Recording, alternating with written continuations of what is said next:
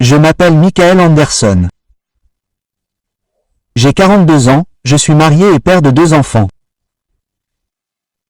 Pendant la majeure partie de ma vie, j'ai cru vivre comme tout le monde. Je me réveillais avec un café à la main, généralement quelque chose de rapide acheté chez Starbucks sur le chemin du travail. Au déjeuner, je prenais un Coca, parfois 2, histoire de tenir le coup pendant les longues heures. Si je travaillais tard dans la nuit, il y avait toujours un Red Bull dans le frigo. Et quand le week-end arrivait, je m'asseyais avec une bière fraîche en me disant que je la méritais après le stress de la semaine. Je ne me suis jamais considéré comme imprudent ou pécheur.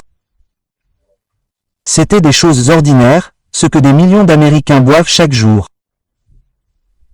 J'allais à l'église. Je priais avant les repas. J'essayais d'être un bon mari et un bon père. Mais je n'avais jamais réalisé à quel point j'étais aveugle aux petites habitudes qui me façonnaient, m'éloignaient encore plus du Dieu que je prétendais suivre. Le soir où tout a changé était censé être juste une nuit blanche de plus. J'étais resté au bureau, à terminer des rapports pour un gros projet. Je me souviens avoir fixé la canette de Red Bull vide sur mon bureau, les mains tremblantes à cause de l'excès de caféine, les yeux brûlants à cause du manque de sommeil.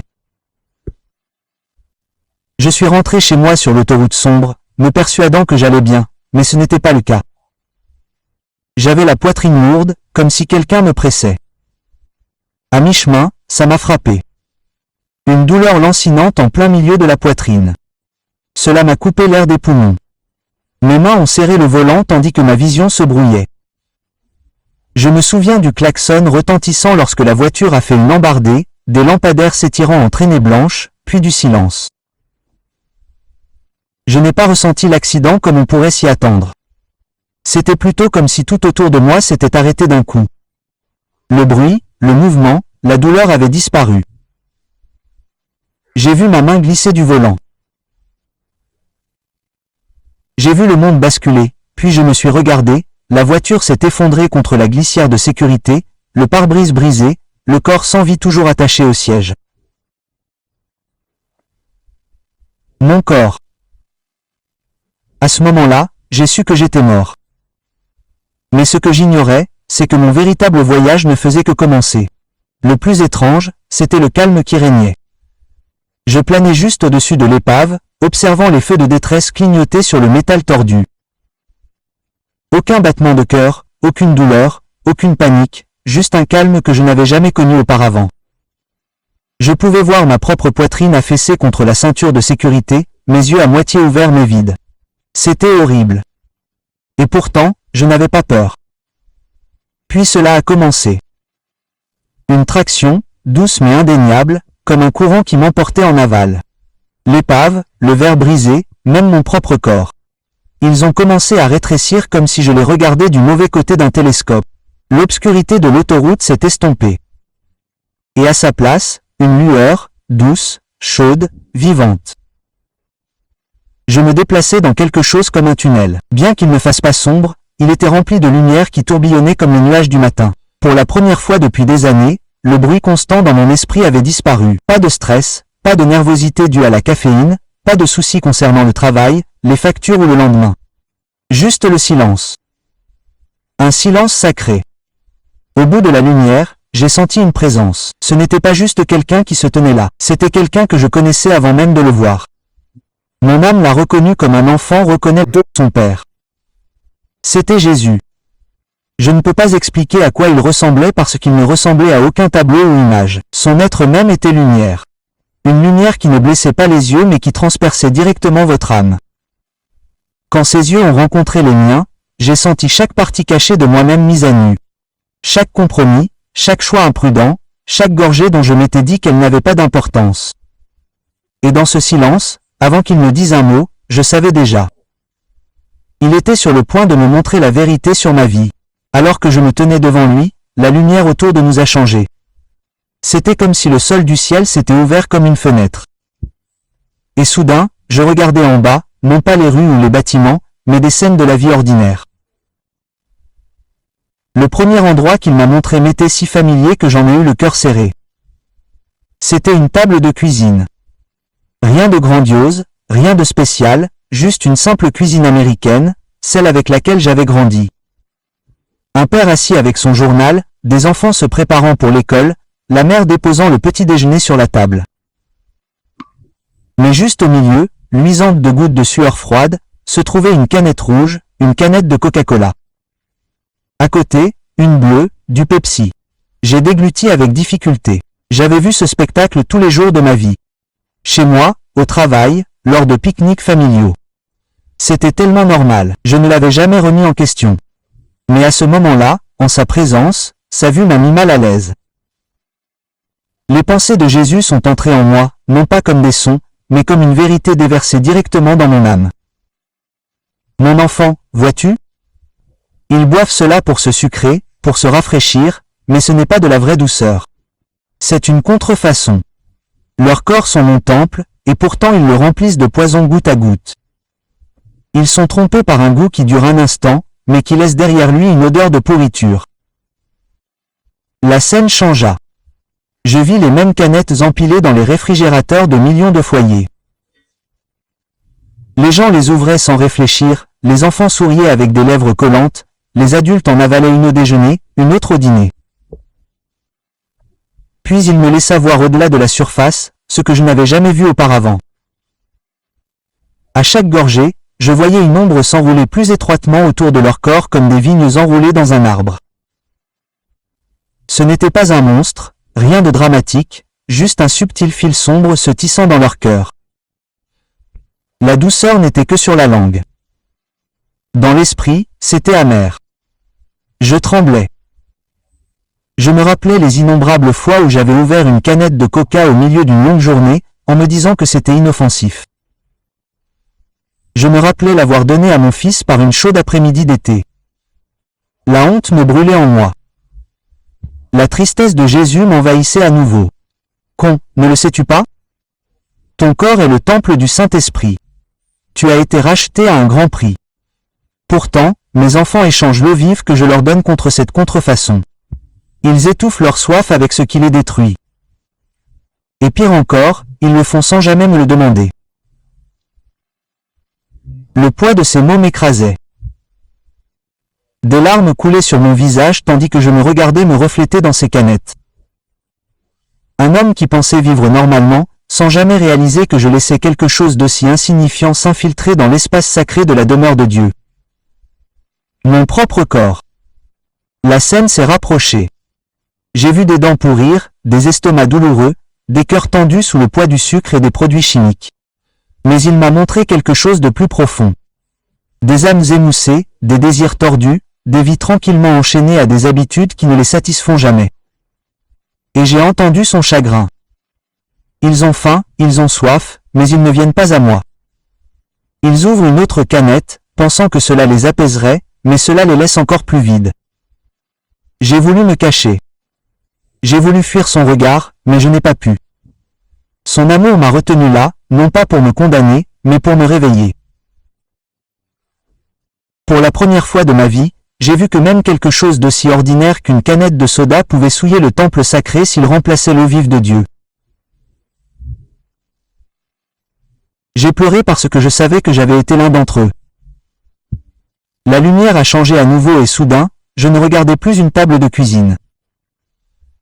Je me tenais dans un bureau, des lumières fluorescentes brillantes bourdonnaient, des ordinateurs allumés sur chaque bureau. Il était tard. Je pouvais voir l'horloge sur le mur après minuit.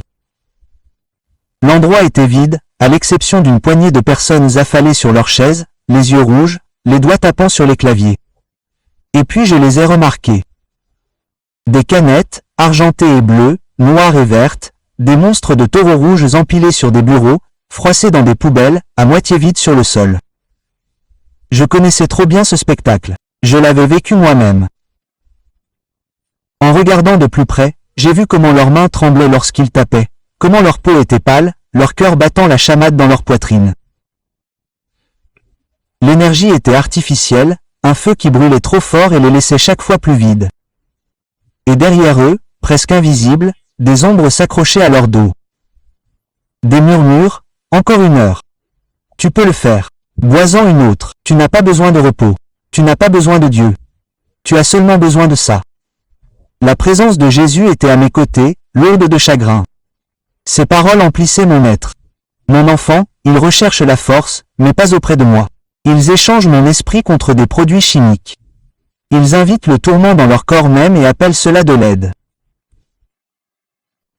Je sentais mes genoux faiblir, ma gorge se serrer, car je me souvenais des nuits où j'avais fait la même chose. Les nuits solitaires au bureau, un Red Bull qui suait sur mon bureau, me disant que c'était juste pour continuer. Je pensais que j'étais responsable, que je travaillais dur. Je ne lui ai jamais demandé si cela lui plaisait. La vision s'est affinée.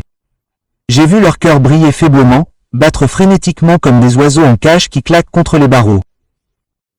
Chaque gorgée de caféine et de produits chimiques était une autre chaîne qui les entourait de plus en plus. Ils pensaient avoir le contrôle, mais dans leur esprit, je pouvais le voir. Chaque canette était une laisse et quelque chose de sombre tenait l'autre extrémité. Des larmes me brûlaient les yeux. Seigneur, ai-je murmuré, je ne savais pas. Et il a répondu, d'une voix à la fois triste et ferme. Ne vois-tu pas? Je suis celui qui donne la force, je suis le repos pour les fatigués. Pourtant, mes enfants s'inclinent devant ces canettes, cherchant la vie là où il n'y a que la mort. Ils choisissent l'épuisement plutôt que le sabbat, la vitesse plutôt que la paix. Ils se remplissent de poison, puis se demandent pourquoi leur âme est vide. Je me suis couvert le visage, mais ces paroles m'ont transpercé plus profondément. Je pouvais sentir les battements de cœur de millions de personnes. Des étudiants en train de bachoter pour leurs examens, des camionneurs conduisant toute la nuit, des travailleurs en quête de délai, chacun d'entre eux tendant la main vers une canette, croyant qu'elle leur donnerait la puissance dont ils avaient besoin. Et à ce moment-là, j'ai ressenti son chagrin. Non pas parce qu'il était en colère, mais parce qu'il avait envie de leur donner son esprit, sa force, son repos, et il ne voulait pas venir à lui. La scène du bureau s'estompa, et je restai tremblante, découragée, car je savais que ce n'était pas seulement une question d'autres personnes. C'était moi. J'avais choisi ces canettes plus de fois que je ne pouvais compter, faisant confiance à leur promesse d'aile plutôt qu'à celui qui avait promis de me porter sur des ailes d'aigle. Pour la première fois, je vis le mensonge et sa vérité. La scène changea à nouveau. Les lumières du bureau s'éteignirent et je me retrouvai debout devant un bar. Les enseignes néon clignotaient. Budweiser, Heineken, Jack Daniels brillaient en rouge et vert. Des rires jaillirent de la porte. Le genre de rire qui cache la douleur. Je fus attiré à l'intérieur et soudain, je me retrouvai entouré par l'odeur de l'alcool, le tintement des verres, le rugissement des voix. Au début, cela ressemblait à de la joie. Les gens levaient leurs bouteilles, trinquaient à la nuit, s'embrassaient, chantaient. Mais en regardant de plus près, la joie se déforma. Des visages rouges de colère, des disputes éclatent, un couple se bat dans un coin, un homme seul au comptoir, se noie dans un verre après l'autre, ses épaules s'affaissant à chaque gorgée. Et puis je les ai vus, des formes sombres encerclant la pièce comme des prédateurs. Ils se penchaient tout près des oreilles du buveur, murmurant des mensonges, se nourrissant de sa soumission. Chaque verre leur ouvrait la porte plus grande pour qu'ils puissent entrer. La présence de Jésus se pressait contre mon esprit. Sa tristesse était lourde et féroce. Voyez-vous mon enfant? Le vin est moqueur. Les boissons fortes font rage. Combien de mes enfants ai-je perdu à cause de ces bouteilles? Des familles déchirées, des enfants qui pleurent dans la nuit, des femmes brisées, des maris détruits. Ils pensent qu'il ne s'agit que d'un verre. Mais c'est une chaîne qui lie leur âme. Ces paroles me blessaient comme un couteau. Je me suis souvenu de mon propre père, de l'odeur de la bière dans son haleine, de la façon dont sa voix devenait aiguë après la 3e bouteille. Les nuits où ma mère pleurait dans la cuisine quand elle pensait que nous ne pouvions pas l'entendre. J'avais enfoui cette douleur pendant des années, mais à ce moment-là, elle est revenue en force. Je me suis plié en deux, me tenant la poitrine, en sanglotant. Et pourtant, Jésus ne m'a pas regardé avec colère. Son regard était rempli de larmes. Mes enfants, échangez mon esprit contre ce poison. J'ai dit, ne vous enivrez pas de vin, mais soyez remplis de l'esprit. Mais ils préfèrent la bouteille à ma présence. Et ils se demandent pourquoi l'ennemi a autorité dans leur maison. Le bar autour de moi s'est assombri. Soudain, j'ai vu les chaînes invisibles. Des entraves autour des poignets, du cou, des chevilles. Des chaînes qui tintaient à chaque rire, à chaque gorgée. Des hommes et des femmes qui dansaient, mais en réalité asservis. Leurs ravisseurs étaient invisibles, sauf aux yeux de l'esprit. Les démons se nourrissaient comme des parasites, grossissant à mesure que les gens se vidaient. Je ne pouvais plus respirer. Je m'écriais, « Seigneur, arrête, s'il te plaît. » Je ne peux pas supporter de voir ça, mais il a posé une main sur moi et son amour a stabilisé mon corps ébranlé. Tu dois voir parce que tu dois les avertir. L'alcool n'est pas qu'une boisson. C'est une porte vers la destruction, et l'ennemi attend impatiemment à cette porte.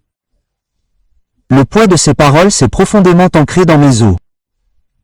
J'ai pensé à chaque verre pris au hasard, à chaque blague sur le fait d'avoir besoin d'une bière pour se détendre, à chaque chrétien qui disait « ce n'est qu'un verre ». Quel est le mal? Et à ce moment-là, j'ai su le mal. Je l'avais vu de mes propres yeux. La destruction dans les familles, le tourment dans les âmes, les démons qui se régalaient derrière les rires. Je suis tombé à genoux, en pleurant, honteux des fois où j'ai ri avec la bière à la main, aveugle aux chaînes qui m'entouraient. Et j'ai murmuré, brisé, « Seigneur, je comprends maintenant. » Plus jamais. La lumière changea une dernière fois, et je me retrouvai debout dans un endroit qui, au premier abord, semblait réconfortant. La riche odeur des grains torréfiés emplissait l'air. Des lumières chaudes brillaient de lampes suspendues. Les gens étaient assis à des tables avec des ordinateurs portables. Des amis riaient autour de gobelets en carton. Un logo vert familier apparaissait à chaque coin de rue. Starbucks. Ma poitrine se serra. C'était mon endroit. J'avais commencé d'innombrables matinées ici, tasse à la main, en me disant que c'était inoffensif, même un petit rituel pour me permettre de passer la journée. Vendre des articles de créateurs n'a jamais été aussi sûr, grâce à l'équipe d'experts qualifiés de Vinted. Pour une modeste somme, les acheteurs peuvent faire envoyer leur nouvelle acquisition au centre de vérification. J'ai presque souri à ce souvenir jusqu'à ce que je remarque le logo, la sirène à deux queues. Tandis que je le fixais, le logo pulsait, presque vivant. Le sourire de la femme semblait s'élargir, ses yeux brillaient d'une lueur ancienne et froide. Soudain, je le vis différemment, non pas comme une marque, mais comme une bannière, un symbole lié aux idoles bien avant que le café ne soit préparé. La présence de Jésus pesait lourdement sur moi. Ses paroles m'ont pénétré comme le feu. Voyez-vous mon enfant? Mon peuple boit cela sans discernement. Ils s'inclinent devant lui. Ils ne peuvent pas fonctionner sans cela. Et qui ne demande jamais avec quel esprit ils communient. Ce qui est présenté comme ordinaire est ancré dans la séduction. J'ai secoué la tête en chuchotant, « Mais Seigneur, ce n'est que du café. » Juste un logo. La scène a changé instantanément. J'ai vu des gens serrer des tasses comme des bouées de sauvetage avant le travail, avant la prière, avant même de parler à leur propre famille. Certains ne pouvaient pas ouvrir leur Bible sans avoir d'abord bu une gorgée de leur tasse. Et j'ai vu dans l'esprit ce que je n'avais jamais vu auparavant. Des fils d'obscurité tissaient de ces tasses jusque dans leur cœur. Une dépendance, une allégeance. La tristesse de Jésus était insupportable. Ton corps est mon temple, pourtant tu le dédies à un autre chaque matin. Il pense que c'est inoffensif. Mais la dépendance, même cachée sous la culture, reste de l'idolâtrie, et l'idolâtrie souille mon temple. Les larmes brouillaient ma vision. Je me suis souvenu du nombre de matins où j'avais plaisanté en disant « Ne me parle pas avant que j'ai bu mon café ». Combien de fois j'avais pris un Starbucks avant de prendre les Écritures? Combien de dollars j'avais donné à une marque, je ne l'avais jamais remis en question, mais combien rarement je lui avais témoigné cette même dévotion. Le décor du café s'assombrissait. Je voyais le logo vert briller de plus en plus fort, projetant des ombres sur les gens qui sirotaient leur boisson. Derrière lui se profilait une silhouette, pas monstrueuse, mais séduisante, enveloppée de beauté, dégoulinante de séduction. La sirène des vieux mythes, murmurant des promesses de réconfort et d'énergie, mais liant les âmes à un esclavage subtil. Je tombais à genoux, tremblant.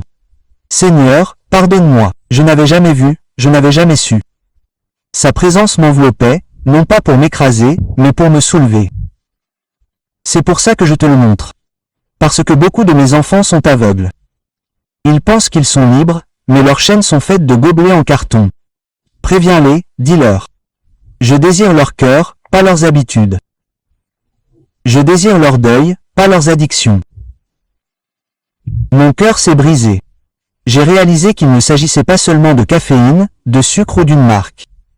Il s'agissait d'allégeance, de ce que nous laissons dominer sans même nous en rendre compte. Et j'ai su alors que ce n'était pas seulement mon histoire. C'était un avertissement pour chaque croyant qui a dit « Je ne peux pas vivre sans », mais qui ne parle pas de Jésus. J'ai pleuré parce que je savais que j'avais été coupable. Et pourtant, même dans ma honte, son amour m'a couverte, non pas pour m'excuser, mais pour m'appeler plus haut. Lorsque les visions se sont estompées, je suis restée tremblante dans sa lumière. Mon visage était inondé de larmes, ma poitrine douloureuse à cause du poids de ce que j'avais vu. Je voulais me cacher.